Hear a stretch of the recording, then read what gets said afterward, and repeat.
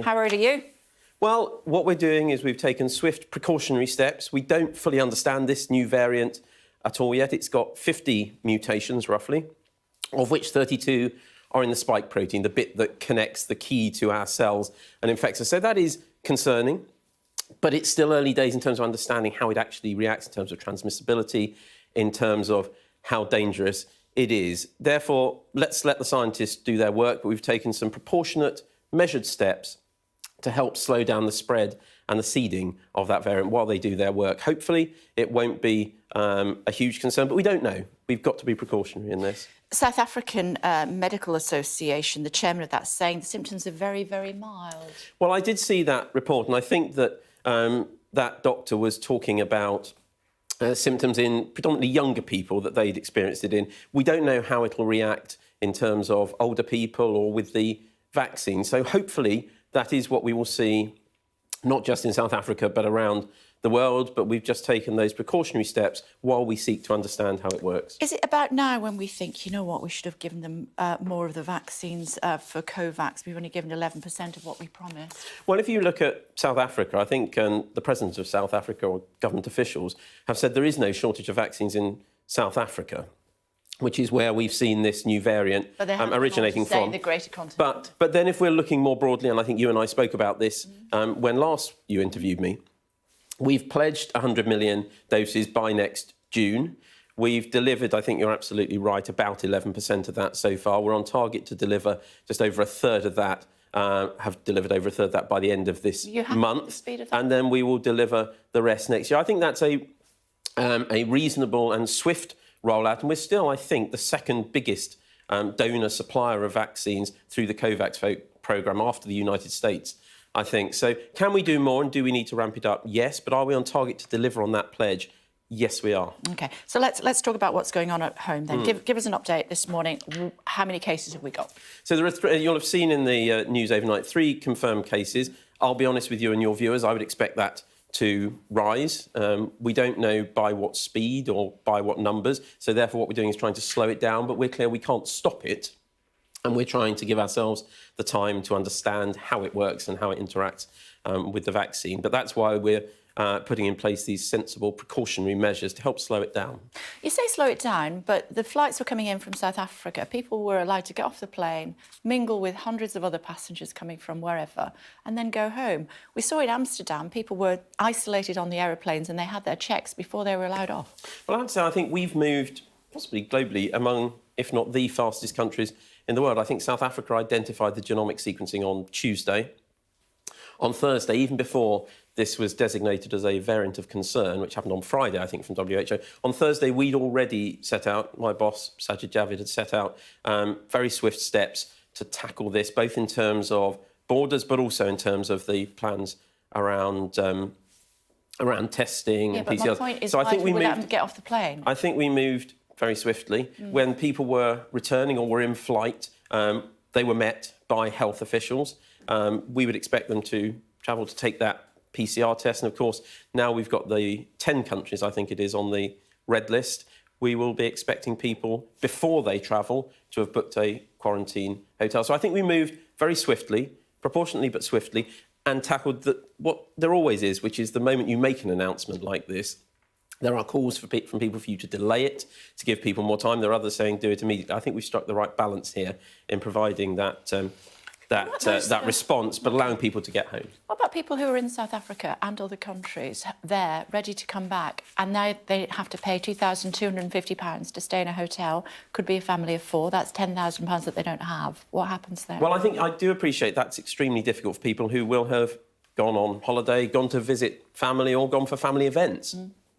And suddenly find that this has changed.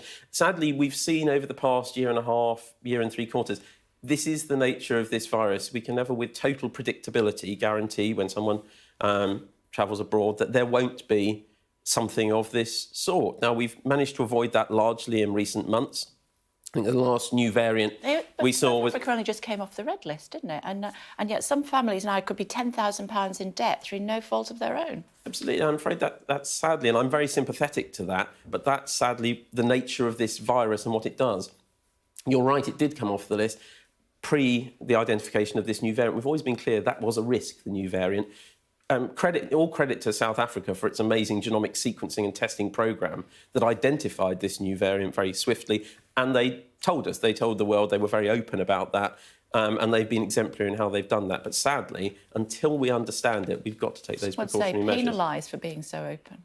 Well, I don't think they're being penalised for being open. We've seen with other countries, when a variant's identified, we've got to take, as have other countries, the necessary steps to help stop that seeding and spreading. Other countries, I think, have been even tougher on some of their border restrictions. I think, I may be wrong, that Israel's closed its borders overnight, and other countries are putting in different levels. So each country is reacting in its own way. We believe that we've reacted in a proportionate and measured way to help address the challenge of this variant while we seek to understand it. So what else are we doing here? The booster programme, what's going on? So the booster programme, the Secretary of State, Sajid Javid, as you will know, has asked the JCVI, the Joint Committee on Vaccinations and Immunisations, for advice urgently on, bringing down the gap potentially between second and booster jabs, but also in terms of whether the booster programme should be extended downwards in terms of age range. We're awaiting that advice. I hope it will come hopefully later today. I don't want to prejudge it. I don't know what. So our understanding is that it's anybody over 18 gets a booster. But I think that's what they are looking at. I don't know what they're going to recommend. I haven't seen the advice. You and your team may have done, but I haven't yet because I don't think it's been formally delivered. But we'd expect that within the coming hours. OK, so sometime today we'll hear further on what's happening. And the gap between the second booster and the second vaccine and the booster, that could come down to 5 months. Potentially, but we'll wait for their advice. That's what they're there for, and we will look very carefully at the advice they give us, hopefully in the next few hours. OK. As far as the symptoms are concerned, we don't. How do we actually know whether people have got the Omicron variant or it's the Delta variant, or whether, because the symptoms are very similar? They are, and that's why we recommend people with symptoms. You and I and others will probably be taking lateral flow tests, if not daily, every couple of days or similar, or regularly. What we're saying to people with symptoms is that they should take a PCR test, because the PCR test gives the facility to do the genomic sequencing. That helps us identify which are Omicron, which are Delta. The lateral flow test won't do that, but the PCRs will. And therefore, when people have symptoms, or if they test positive on a lateral flow, again, that's why we're advising a PCR test to allow for that genomic sequencing. So why did we do away with the PCR test for people coming back from holiday? We reacted in what we thought was a proportionate way to the level both of threat and knowledge we had of existing threats.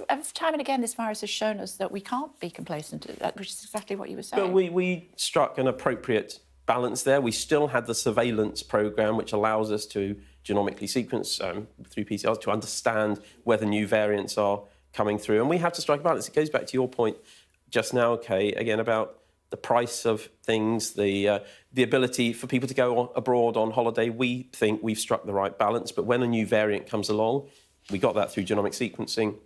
We're now using PCR tests just to identify where that is in the community, if it gets into the community more broadly, but particularly for travellers coming into this country. So we were risking the health of the nation because of cheap lateral flow tests? No, I don't think we were risking it, because I think on the basis of why have we changed them back to PCRs? On the basis of what we were seeing with existing variants, knowledge of them, our scientists understood those existing variants, lateral flow tests and similar were appropriate. What we're seeing now is a new variant. While we seek to understand that over the next 2-3 weeks, which is hopefully all it will take for scientists to be able to actually understand transmissibility, how dangerous it is, impact on vaccines, it's right that we use the PCRs to better understand that genomic sequence and where it may have spread in the community. As I say, I would expect, I'm afraid, more cases in this country, but we need to work out where they are. How long do you expect the red list to be in place for? Well, we'll follow the evidence, but in 3 weeks' time, the Prime Minister and Secretary of State, Christmas Eve. So just shy of, I think, but we'll review the mask wearing and the travel restrictions. I want to come on to mask wearing in a second, but of course, that gives enough time for us to see how this disease behaves. We know that you and I have talked about it many times, the lag time between infection, between becoming ill, between serious illness. And equally, it gives the scientists time to do that work on this. So it gives enough time to understand the impact of it. But people who've booked their Christmas holidays, what are you saying to them? Cancel them? No, what we're saying is follow they're all red list countries. People shouldn't be travelling to them, so that is difficult. in this context. So if you fly to appreciate South Africa, that. cancel your holiday. But what we've said is if people are coming back from South Africa, we've put in place the quarantine hotels. That's, again, from what you were just saying, quite rightly you highlight, that's a big cost. And I think people will think about that very carefully. Other countries, we've said PCR testing, etc. We're not saying cancel your holidays to France or other countries, but we have put in place that proportionate testing and border control. But people regime. who are going to a red list country, it's on the red list at the moment. They really shouldn't be. Well, I'll be honest, and I've said it before, is we cannot say what will happen there over the coming weeks, and therefore, going to your earlier point, in travelling at the moment with this virus, particularly with a new variant around, there is an element of risk there for people. So might you review that before 3 weeks? we need to have the 3 weeks in order to understand how this new variant works. I hope that the scientists and those researching it will get more information more quickly. And actually, one of the things we did last week was we were open as quickly as we could be with the British people about what we were finding, even without fully knowing how this new variant worked. We wanted to level the British people, which is what my boss, the Secretary of State, did last week. Mask wearing, you mentioned, you touched on that. It's going to be tricky for your boss, isn't it, your big boss? He's never wearing a mask. I don't think so. I think he will comply with the rules, just as we all do. When I was sitting out, when not being interviewed, when I was sitting out in your lobby earlier, I was wearing my mask, took it off to do interviews, and then we'll put it on again when I leave your studio. I think everyone will do that. When, for example, in shops or on public transport, that's what we've said. That's what we will be putting in the regulations, and we would expect everyone to comply with the law. Why not in pubs and restaurants? I mean, can you not catch COVID in a pub? Well, equally in pubs, restaurants, hospitality venues, partly we've always seen this throughout the pandemic. People are eating, drinking, etc. Clearly impractical to wear a mask in those circumstances. Say a restaurant, a lot of time is spent sitting down with your group, whoever you've come with, family, friends, etc. at the bar in a pub, should you put your mask on? And ordering on that. Again, on that, we're not making it a legal requirement, but people will make their own judgments. But why not? Why because we believe that shops and public transport, often very confined spaces, take a bus or a tube. Have you been into a London pub? Or whatever. It's mad. Well, hang on, I'll come on to that. We think that's a proportionate response. It's a measured response while we understand how this variant works. We don't believe we need to or should do that in hospitality or restaurant venues at this point. And hopefully we won't need to make any further changes. Hopefully in 3 weeks we'll be able to scale back what we've done. But we're being honest, we don't know how this virus with this new variant behaves yet. So we've got to be measured in what we do. My point is, crowded pub, standing at the bar, surely you should have to wear your mask then. No, I think, well, if you're standing at the bar, chances are you're ordering a drink and then drinking a drink. And therefore, you won't be wearing a mask while you're drinking your drink. So No, I think you go and get your drink and then you go back to your table. Mm-hmm. But you're only going to be doing that for a brief period. Go to the bar, order your drink and come back. If you're in a tube, on a bus, you're likely to be on there 15 minutes, 20 minutes, half an hour. And we go back, I think you've been interviewing me now for a year and a half, almost 2 years. And when we were first talking about this, we talked about both distance, but also the length of time you're in close proximity to an individual. Therefore, we think this is proportionate and it's the right precautionary balance to strike. OK, we are out of time, but I mean, I have to have some sympathy for you. When are we going to see the back of this virus?